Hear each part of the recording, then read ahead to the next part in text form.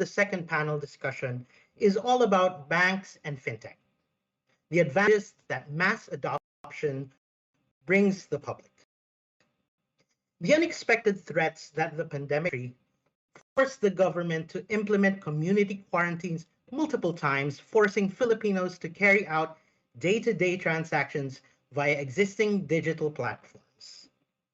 Errands such as paying bills, grocery shopping, and even restaurant takeouts found a way to become efficient in the new normal through financial technology.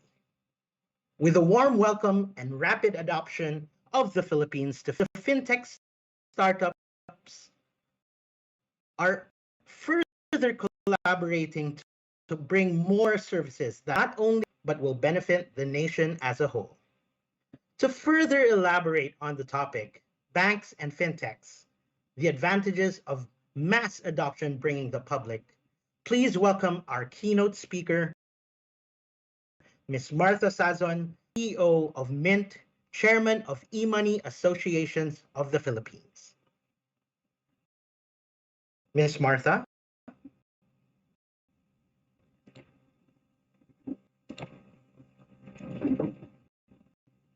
Ms. Martha, I think you're on mute. Muted now. Hello, everyone. Me here. I'll be talking about a couple of months. In 2020, Gcash has come closer to making our vision of finance for all a reality. The resulting quarantine has opened up a world of opportunity for cash and all fintechs alike. People who never thought of using cashless payments before suddenly needed it urgently, resulting in massive registrations. In response, we've empowered them to transact from their homes, like pay for essentials and bills, settle their tax, even receive aid from the government on a convenient, safe, and secure platform. My presentation will detail the strides we've taken towards empowering more Filipinos in the hope of building a future of financial inclusion. Next slide, please. The pandemic has affected all of us, and it has changed consumer behavior significantly. 74% of Filipinos are heavily affected cities. This has brought about the following behavioral shifts among consumers who were largely forced to stay at home. First is the non-contact revolution, which brought about e-commerce for essentials. As the quarantine progressed, people needed a way to pay for their essentials, such as groceries and utility bills. Cash provided an easy, safe, and secure mode of payment for this. Next trend we saw, virtual communities. I'm sure you all know this, which is the rise of online gatherings and online selling communities. As numerous Filipinos lost their jobs, Filipinos turned to online means, your Viber, Facebook, and Instagram selling groups, to find a way to make a living. Gcash provided these consumers with a safe, accept payments for their goods. We are happy to see that we have empowered at least 500,000 social sellers on our P2P platform. Third trend that we saw is navigating through financial volatility. Young people are now very concerned about the pandemic's impact on their financial security. What's more surprising, it's the young people, right? How they can preserve and even grow their hard-earned money. Given the digital empowerment it provides, thereby answering the call to help Filipinos during these trying times. Gcash is calling the stay-at-home lifestyle now with 3.5x MAU growth or monthly active users growth versus pre-ECQ in February. This shows our relevance. And also, not only did the pandemic transform consumer behavior, but it also changed our economic landscape. Next slide, please.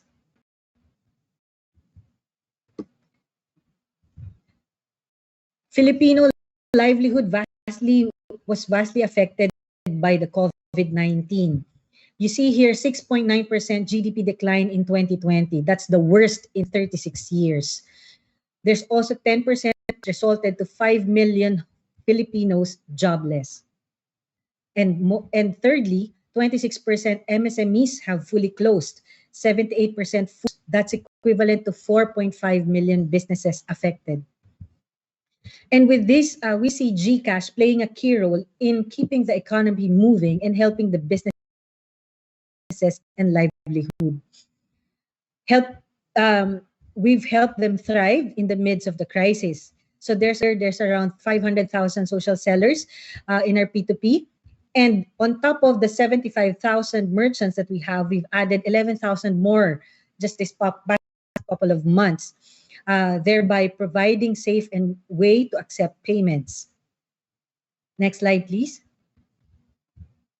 We're also the leading mobile wallet towards our goal of finance for all. Next slide, please. Can we show the next slide? Yes. We cemented our position as the #1 financial app in the Philippines. Gcash there is represented by the blue line. How did we do this? We built an established platform and ecosystem with a multiple relevant products and services.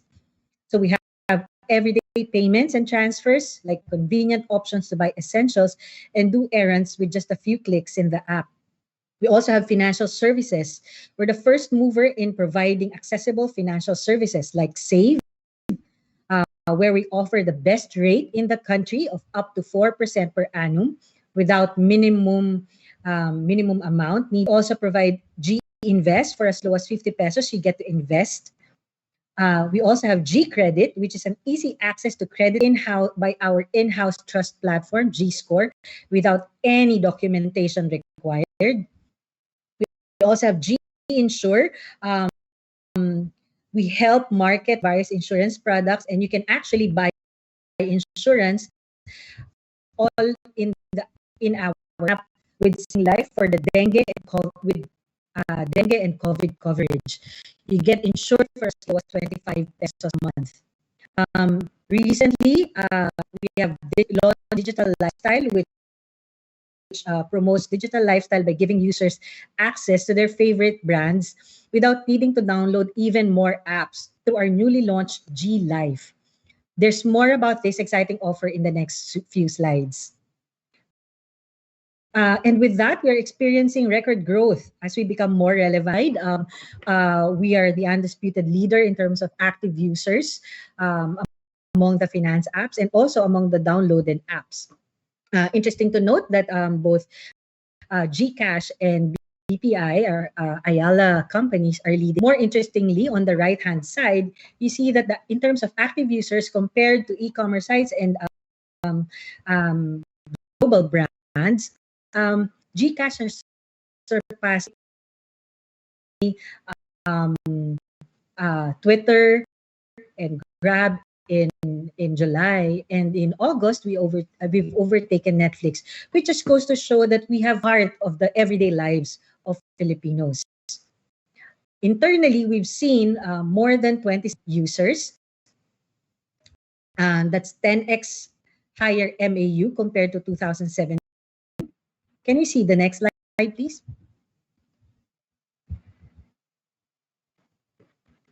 Oh, that's a different one. Okay, anyway, just to tell you about the growth we've experienced. So we have like 1,000% transaction growth in relevant use cases such as save money, online transfers, and online cash in. In fact, on the average, our wallets are every day by our regular users with 6.8 million or more than 6.8 million average logins per day. As mentioned earlier, we have around joining Gcash to accept payments faster. And something we're really excited about, we just hit 1 trillion gross transaction value year to date. It's higher than our past 3 years' performance combined. So that's how much money have gone in and out of the system, which also goes to show how we've helped And with the immense number of Filipinos using and trusting our platform, not only have we topped, as I suggested earlier, the finance app category when it comes to active users, but we're now social media and entertainment apps. Okay. And now, G Life, we've launched G Life, which is your all-in-one digital lifestyle platform for convenient access to your favorite brands. Through various mini apps, users can now shop, eat, and play without having to download multiple apps. We can all create their digital presence without having them to invest in building their own app. Currently, we have the likes of Lazada, Pure Gold, Goama Games, Globe One, Kitchen City, Zeal Rewards, and Amex in our app. Expect many more brands to be part of this platform very soon. Next slide, please. Well, Gcash has become a lifeline to many Filipinos. And so far, everything I've shown to you has been on Gcash as a business. Let me tell you now, a member of the community. And this is one of my proudest moments during the pandemic. Well, it's how the team responded to all the crisis happening around us. 2020 year for everyone, but we feel a deep sense of gratitude and fulfillment that we were able to do the following projects. First is the real-time SAP disbursements. We are the most awarded partner financial institutes, being awarded 16 billion pesos and being able to distribute this to Makati, QC, and the GIG for their aid efforts. And recently, Gcash has become the donation platform for relief efforts in response to the typhoon. We ran a campaign like #UlyssesPH and #Tulog Cagayan to collect over 21 million in donations. Even celebrities like Vice Ganda, Angel Locsin, Kim Jones, etc., and the NGO partners Red Cross, Kaya Natin, etc., boosted or promoted their own donations.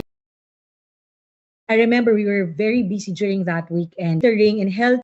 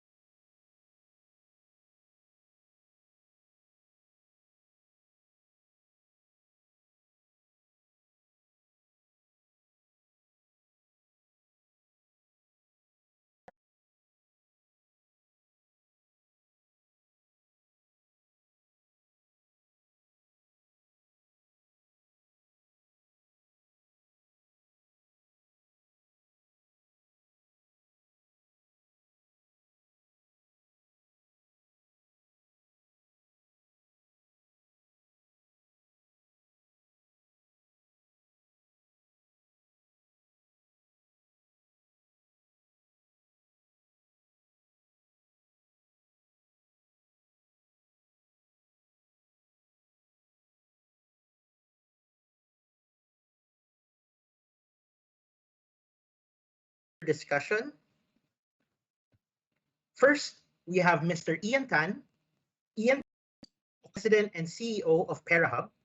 Next is Mr. RV De Vera, Senior Vice and Head of FinTech Business Group of the Union Bank of the Philippines. We also have for today Mr. Manish Bai, co-founder and CEO of Uno Bank. Panelist, we have Mr. Colin Goltra, Director of Southeast Asia Growth for Binance. We also have our last panelist, Mr. Arivovel Ramu of the tonik Bank.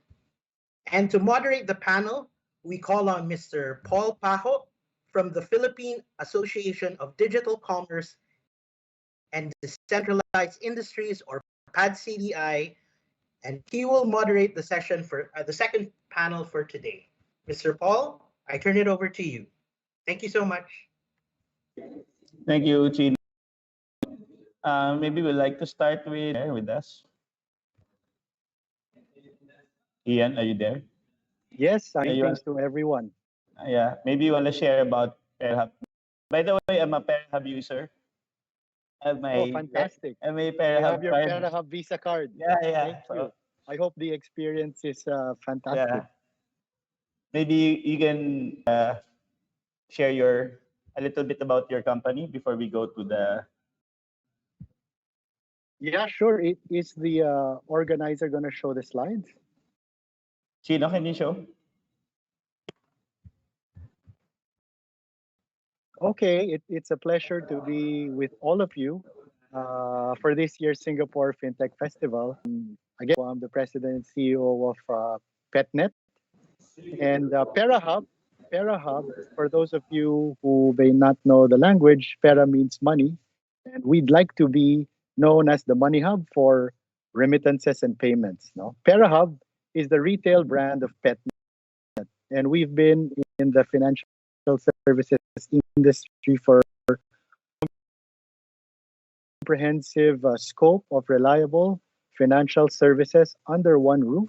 Of course, there's remittance. We have cash in, cash out services for Gcash as well, loan origination, money changing, cross-border payments, bills payments, microinsurance. Next slide, please. So I just mentioned that.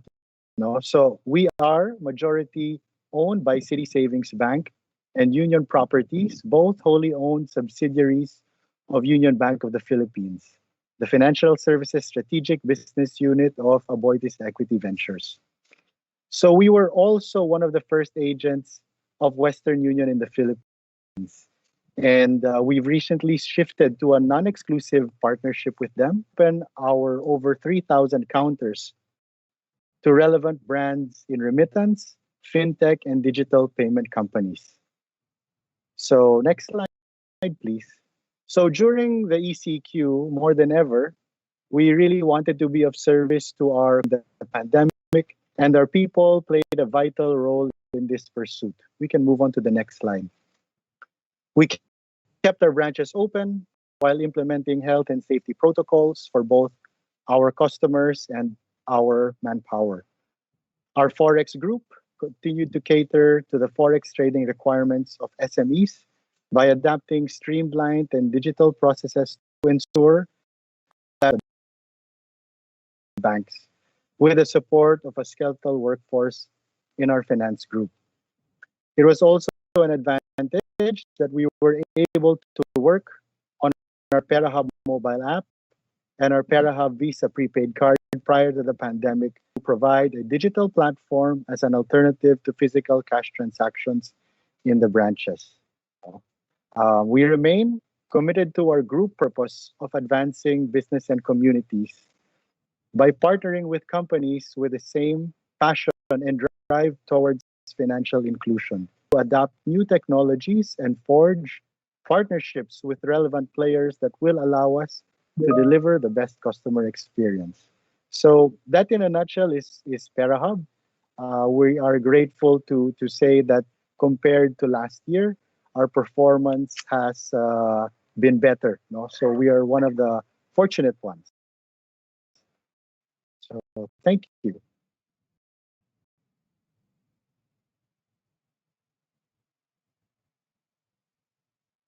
Sir Paul?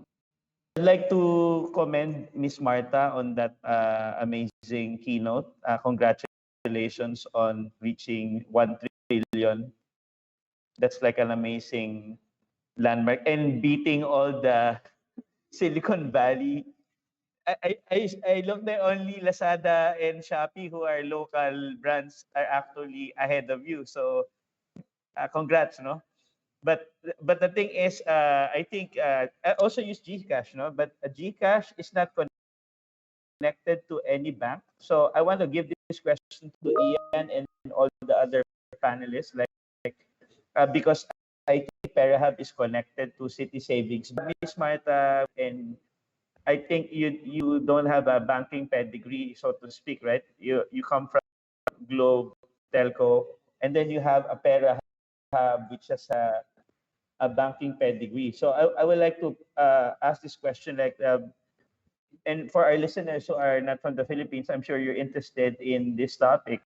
The Central Bank of the Philippines, or the Bangko Sentral ng Pilipinas, has a new framework for neobanking. So, Mr. Ian, maybe you can comment on the possible challenges that these independent entities may relatively new framework. And being new, right? I think PeraHub is also new in the market. Are there new markets that they can serve, and what new services can they provide? And then all panelists can chime in if you want to. But let's hear it from Mr. Ian. Yeah, well, I think with the growing appetite of consumers digital transactions, we'll be seeing a rapid shift to neobanking, or a hybrid of traditional and neobanking in the next 5 to 10 years. It's already happening now, no? More fintech startups will have the opportunity to bring forth fintech innovations that will benefit the nation as a whole. What's going to fast track this adoption even more will be the response of the government in relaxed market to boost connectivity and more connection to consumers. And I guess for us, no, for PeraHub, I think our way of also doing this is providing our customers this PeraHub Visa card. For them, it's the first time to have an account, have a wallet, and this enables them to do transactions online. No? And it also, and if this wallet is attached to our mobile app, it also gives them the capability to send and receive transactions, and later on, other remittance brands. Paul, Go ahead, Ms. Marta. yes. Actually, I needed to correct you. We are integrated in two banks. That's Union Bank, RV's here, he knows, and BPI, and also even with PeraHub. They are our big cash-in outlet partner. We have 223 doors with activate our cash out with them, right, Ian? Okay. That's right. Paul, if I I think may, in the next week. Yes. Yeah. Thank you, Marta. Paul, if I may add a few things here. Yeah, go ahead, Manish.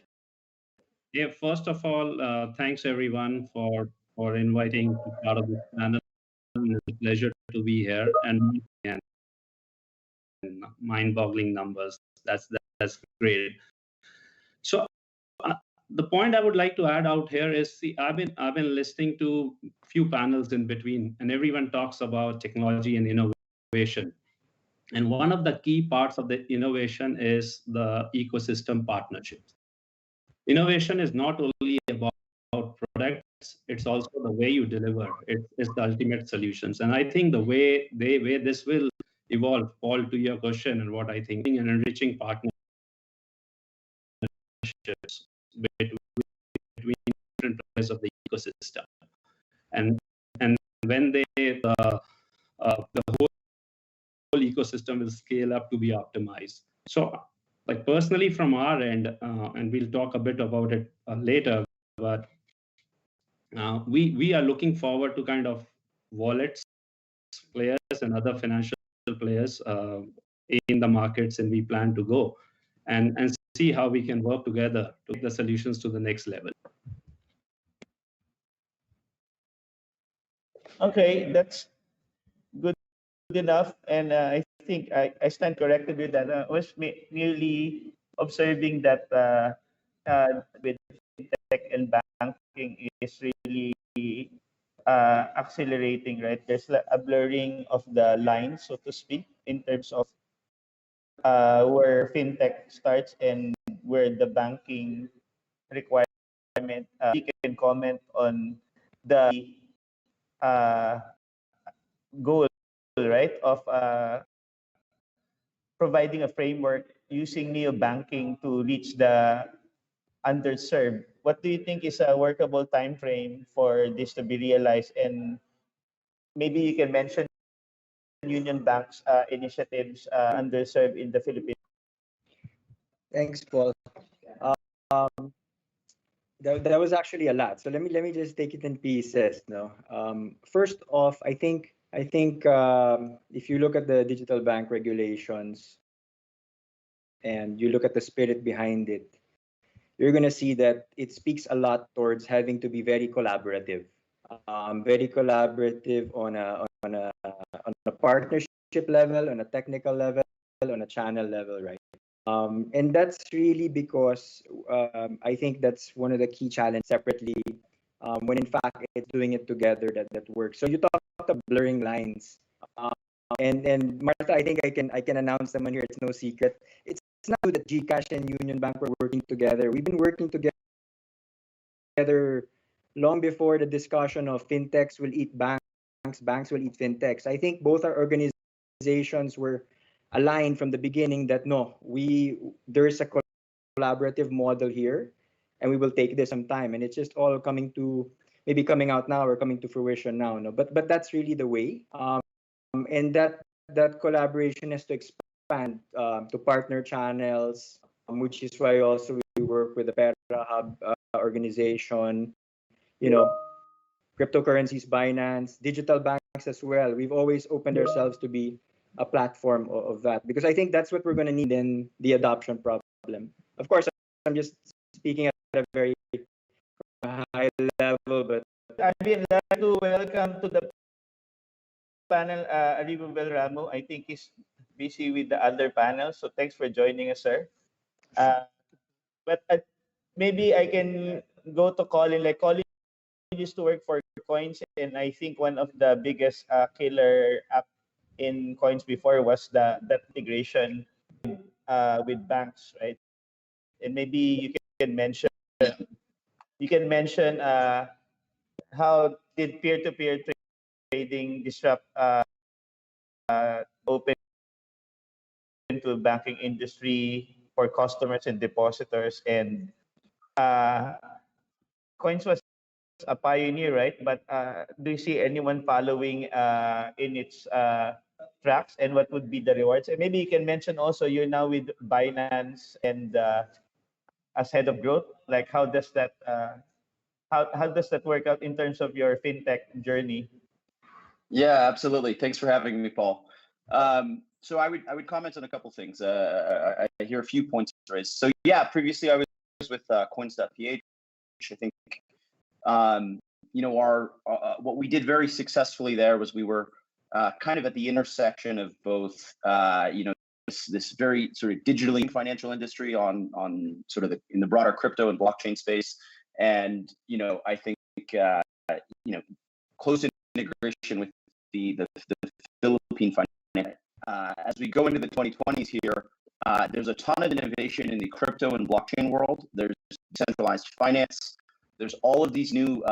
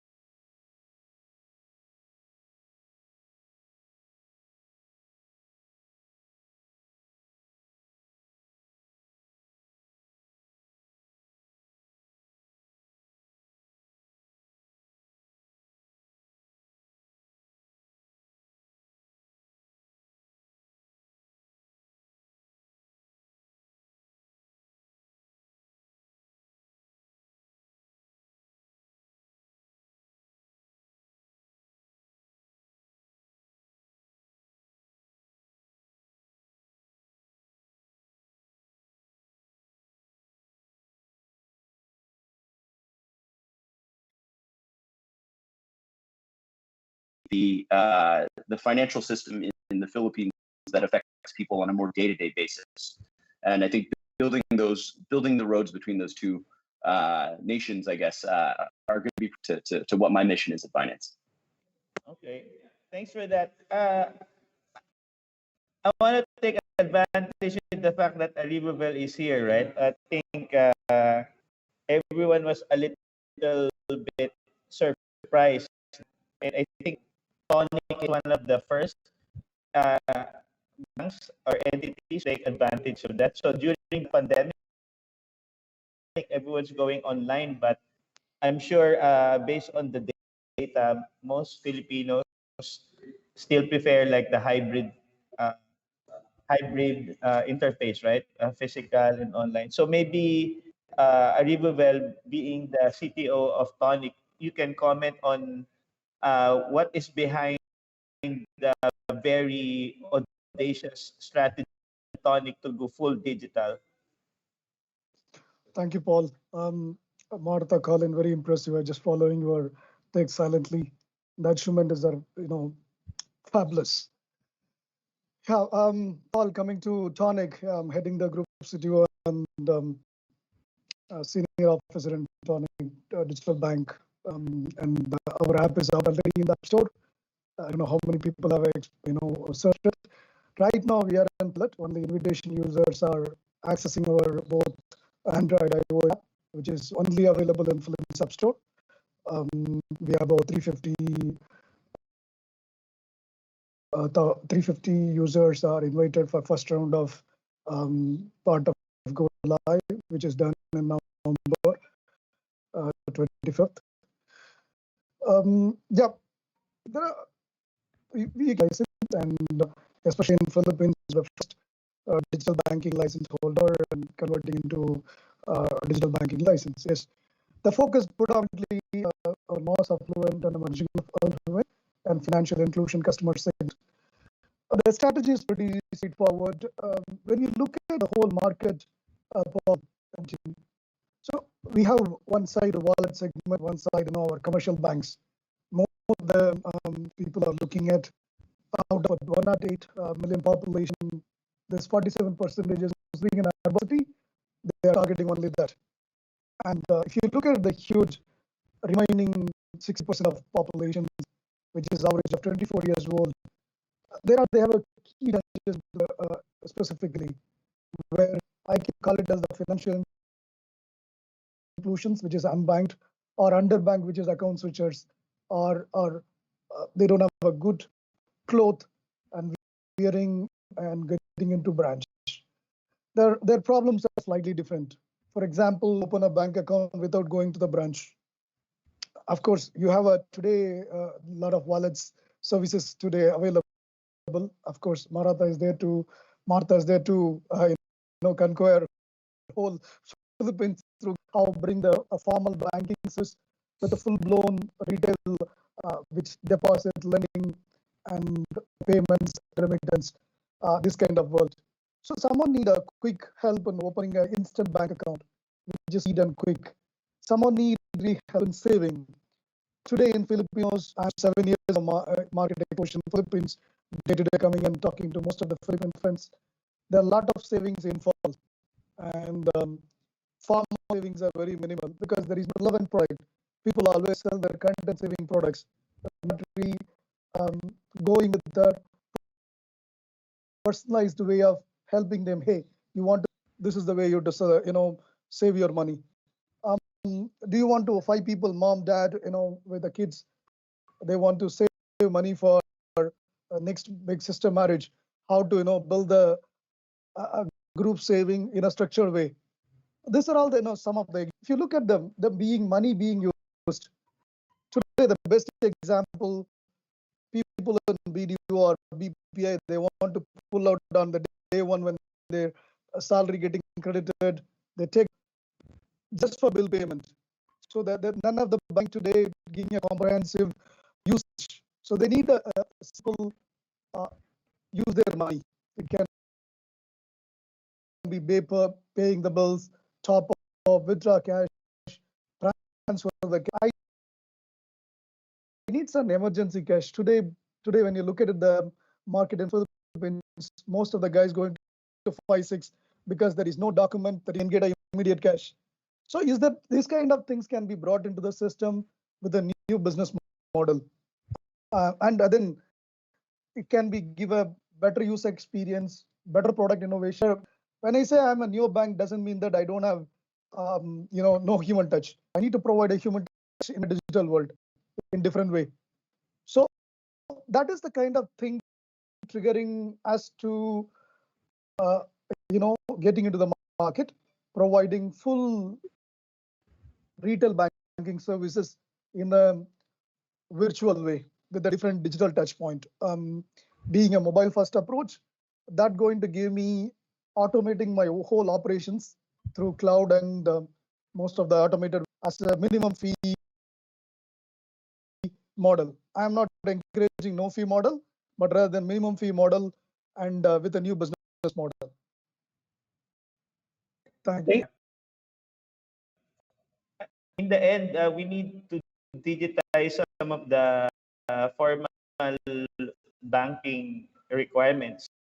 So maybe I would like to ask actually Manish on this, right? A lifeline to SMEs, but not all enterprises have access to credit and other financial products. So how can we further encourage banks to adopt fintech in their services in order to achieve economic improvement? And maybe RB can also comment on what Union Bank is doing in that regard after Manish answers. Maybe you can chime into Ian.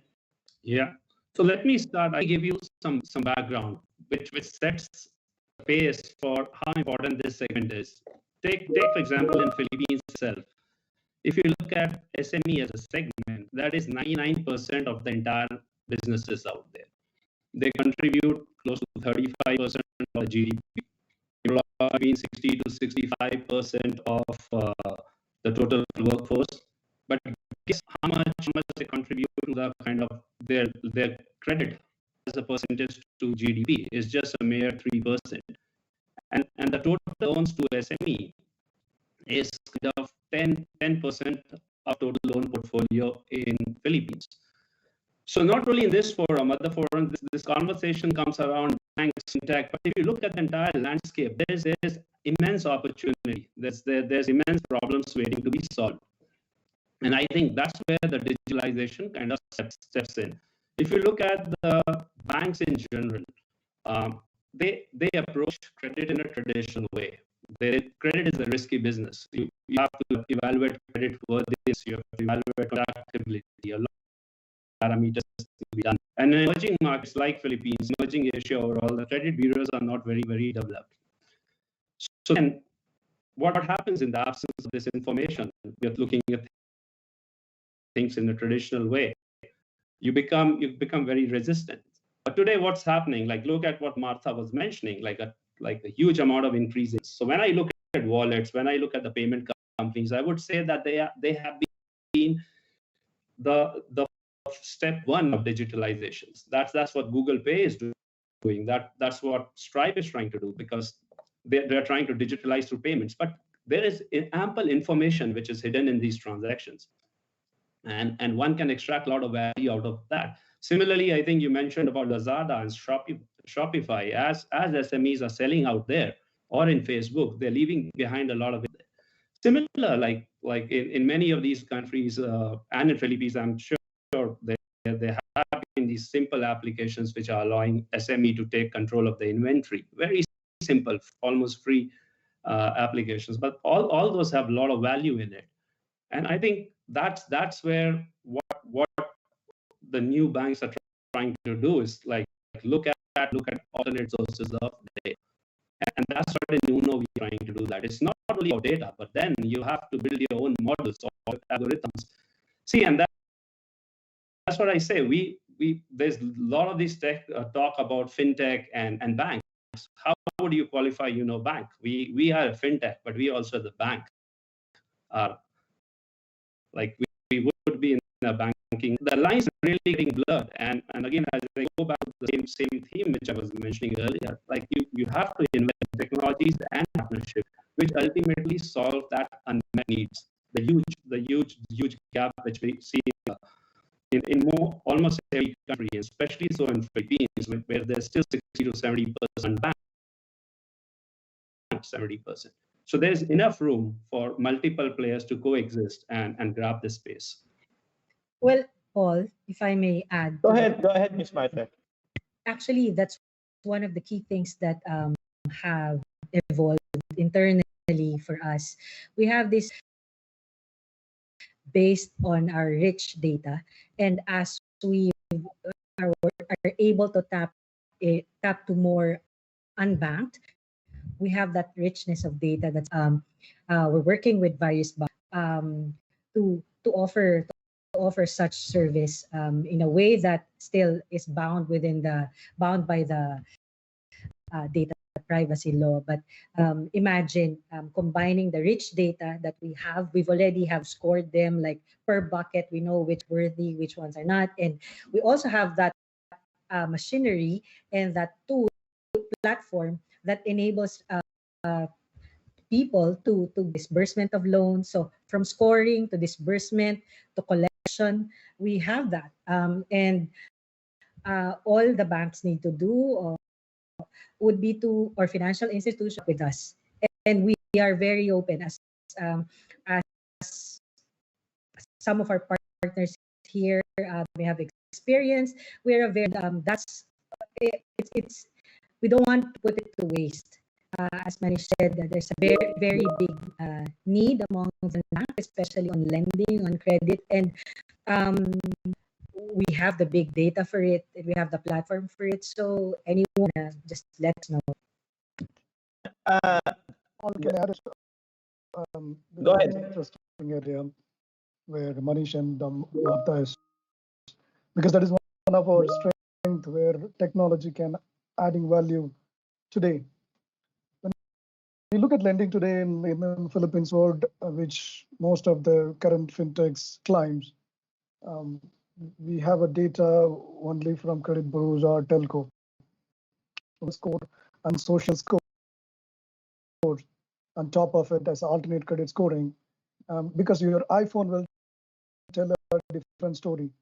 The phone which you are carrying tell different stories about you, which today we are relying on more. And of course, Manish Bhai said, building our own score is important than relying on someone else's score. It will help you the complete automated underwriting, and which we are like key KPI is how soon someone can get the money. It's not about loan approval. It's about how soon you can disperse the cash, how soon you can convert some customers who's trying to apply for a loan. That is the biggest strategy where we are implementing 30 minutes of approval and cash disbursement. That's our KPI. And with one of the key thing is ecosystem partnership, rightly mentioned by most of us. But it is not only for lending, even for pure thing is payment and customer acquisition. Those are the fintech players and aggregators. Today I'm using one of the aggregator called Paynomics, which instead of directly going to each click and Gcash, where go to market is very fast. If I'm getting into aggregator, tapping aggregator and onboarding both multi-channel payment system, that's where the fintech is going to help a lot, because we need a speed and to serve the customer with low fee model. Thank you. So thanks for mentioning that. Before we started this discussion, we had that offline, which is what's very different from the Philippines, right? So because we are like 80% unbanked, there is an opportunity, I think, to work with sari-sari stores. Like I think Alivable was mentioning cash out. I think sari-sari stores make like a very natural way for Filipinos to cash out. Maybe that sari-sari store ecosystem. Even maybe Binance, maybe one day just go sari-sari store and OTC buy Bitcoin over the counter. I don't know. Martha, you wanna comment on that? So the Sari store play is part and parcel of our community play. So Sari store is just one component of that, which is basically how how do we empower the neighborhood, right? So we've been, first of all, we're working closely with Globe. They have EasyPay, and it's been a very significant expansion for Globe, which enables the sari-sari stores to accept cash in, even pay bills, right? So so that we're carried in that. We've been talking to a lot of like big FMCGs to help digitalize their distribution system. Those are, what's very interesting too is that we've seen during this time, we've seen a lot of enterprising Pinoys, right? So what they're doing is, apart from that sari-sari store play, which we are doing, sales are being cashed in people, right? So whether it's in factories, they become the cash in person of the bills. Like they say, okay, pay your Meralco bill through us, through me, which is the home. So and it becomes a form of livelihood also, which is one key insight that we've observed during this pandemic. With 5 million people left jobless, people are really looking for ways to earn a living, and also sell load using Gcash, because it's so easy to disburse load, right? They just put some margin to it. They just add to it. And for us, I mean, to you, how you plan to use it for personal use, or you want to be more enterprising, we encourage it because it helps them survive, right? Thanks for Yeah. that. You wanna And comment? I'm happy to jump in. I don't know that I can announce any OTC trading desks out of pawn shops just yet. But actually, I think Martha raises a really great point, which is, as we look into the 2020s here, where are the charismatic global opportunities for growth, right? In a sense, we need fintechs that can serve existing small and mid-sized businesses, but we also need to create tools that allow. I think a couple areas I point for Binance is, we realize as a gateway into the crypto universe, or the cryptoverse, right? And so we see a lot of different opportunities for people to interact with the blockchain and with cryptocurrencies in order to be entrepreneurial and create an income, right? One way we do this Binance, I think the primary access to cryptocurrency via Binance in the Philippines right now is we have a peer-to-peer product, right? And via that product, you can use mobile wallets like Gcash or banks, and in an informal peer-to-peer way, you can list a cryptocurrency and exchange purchase your first cryptos. That is one way to do that is one way to sort of make an income, is you can kind of become a merchant that's finding opportunities to blockchain. There's all these new Filipino entrepreneurs that are making an income globally by participating in value creating activities in the blockchain ecosystem. And digital goods and digital products convert to cash so they can feed their families, right? And so I think we see ourselves as enabling a new frontier, and we hope to work with on this stage in order to allow them to get that money and actually sort of improve their livelihood. So we see we hope to not serve just the existing SMEs, but also future ones as well, and create those opportunities. SME use case, because it's a personal issue for me, but I wanna ask, like, any plans for Union Bank are you working with central bank BSP to have like central bank digital currencies or stable coin? Is that in the works? Are you allowed to share? Hint. We have no, it's fine. We actually have a BSP approved stablecoin Wow, called that's- It runs on our blockchain-based rural bank network called I2I. So that basically enables rural banks to send To instructions. settle, right? You can do settlement with that, right? And think of Union Bank as the main node, right? And also the main central account. So what that does is it gives them the power to transact with each other, but it also gives them the power now to connect to PesoNet and InstaPay. They can now transfer from a rural bank to BDO real-time InstaPay or PesoNet as well through that network. So it's like giving them, in a way, banking as a service through blockchain, right? So that's been up and running, and that's running with PHX as the coin in there. Now that's actually taken. It's good you mentioned that, because during the pandemic, before the pandemic, a lot of the rural banks were signing on, but during the pandemic, it's really skyrocketed. Adoption has increased, and these are people paying suppliers from the province to Manila. Average transaction size is about 100,000 pesos, so you know they're ME and MSC related, right? Yes, that's why I want to circle back to what Manish was saying, right? 99% of the businesses in the Philippines are SME, right? So I think like we saw it happen with Vijay Soto in Pasig. Like what he did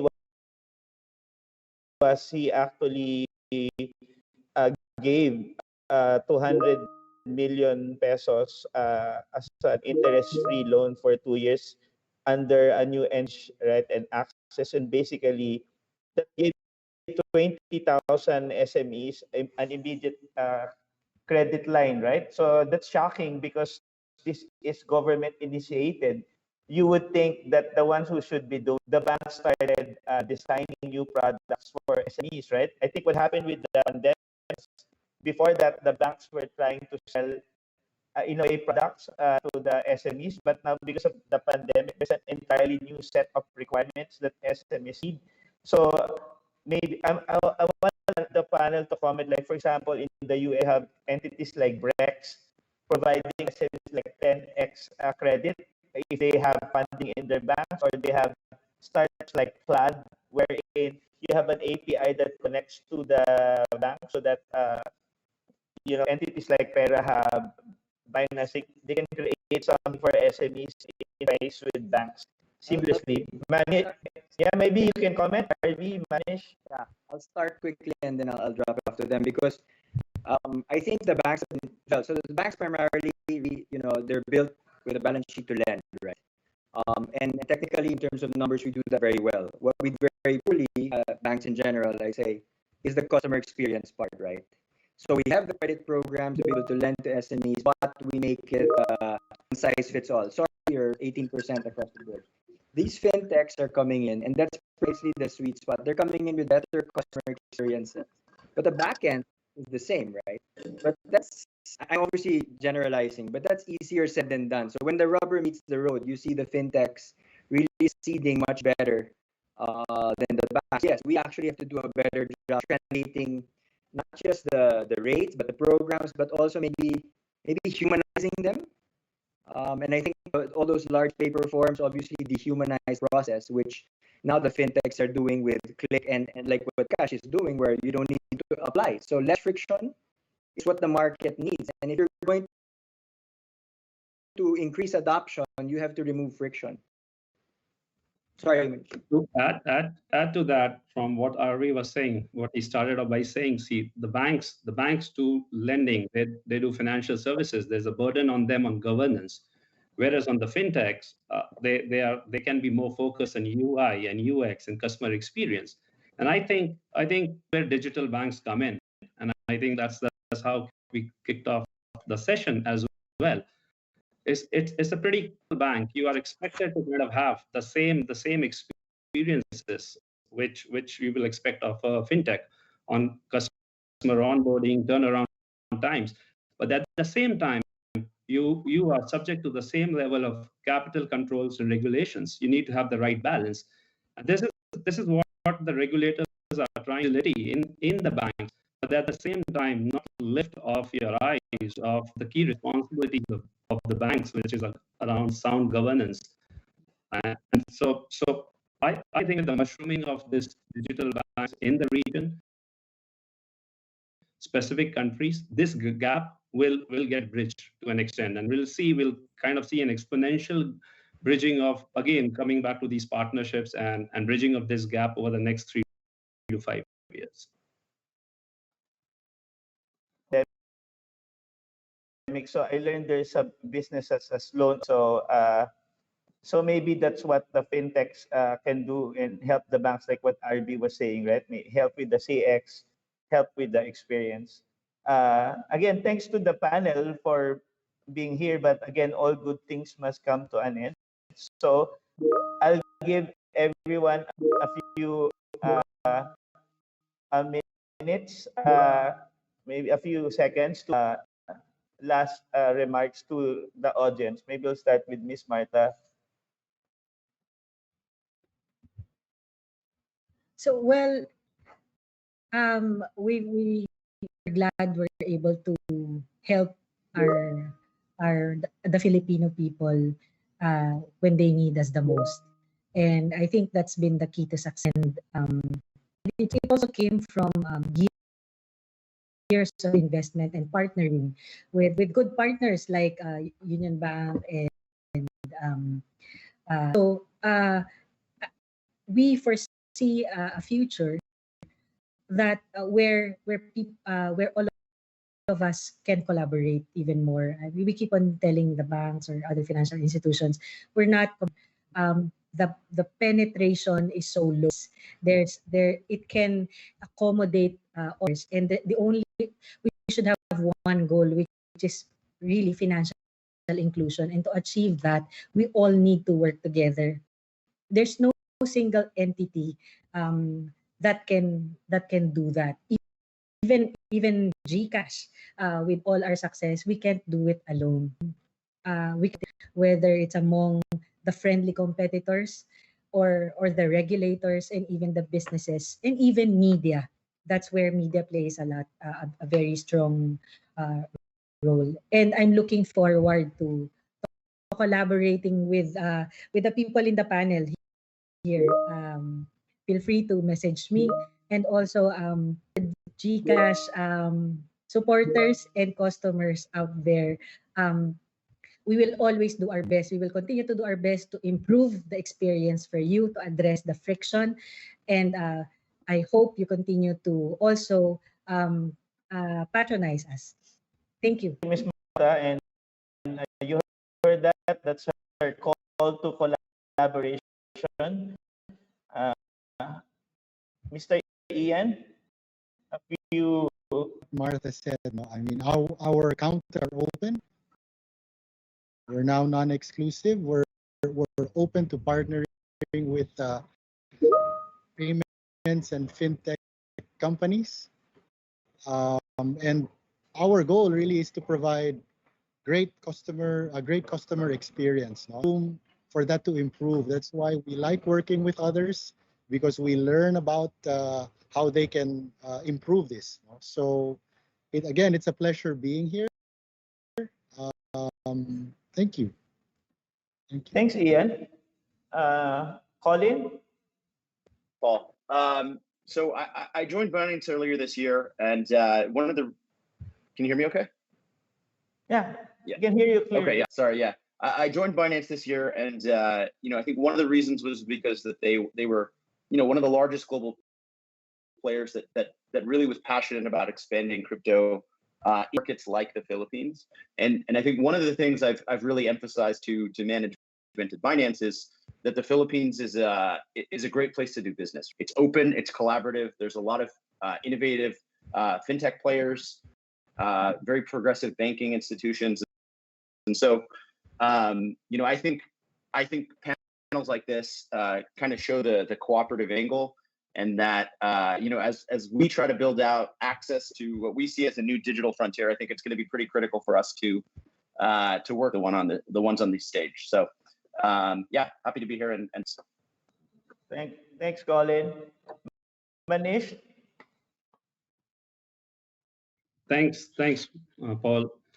So we are a bunch of founders and technologists, and we are working with this vision of setting up the first full spectrum digital bank for Southeast Asia, a one-stop app which can take care of your entire life cycle, financial life cycle needs with speed and ease. And we have chosen Philippines for number of reasons, and we are working with the regulators and on obtaining a license. So at this stage, we hope that we are successful. We hope that we are able to kind of make an impact and reach out and partner with all the wonderful people who are there on this panel. Thanks, Manish. And last but not the least, RV. No, I mean, it's so encouraging to hear such a collaborative spirit. I mean, we're all aligned in our objectives. So I think our battle cry is to tech up Pilipinas. So let's just go. Thanks, RV. So I'd like to thank the panel and also, of course, the audience for joining by World FinTech Festival.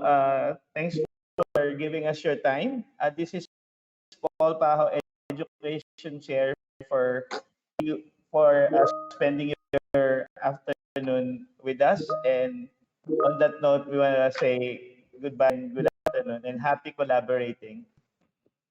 Thank you, Cheers. Paul. Thank you. Bye. Thank you so much.